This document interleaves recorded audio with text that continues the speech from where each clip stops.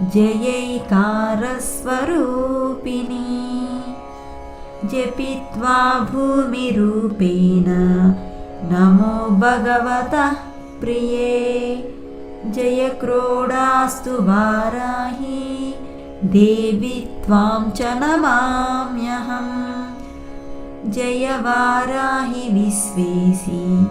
मुख्यवाराहि ते नमः मुख्यवाराहि वन्दे त्वाम् अन्धे अन्धिनि ते नमः सर्वदुष्टप्रदुष्टानां वाक्स्तम्भनकरी नमः नमस्तम्भिनि स्तम्भे त्वां जृम्भे जृम्भिनि ते नमः रुन्धे रुन्धिनि वन्दे त्वां नमो देवी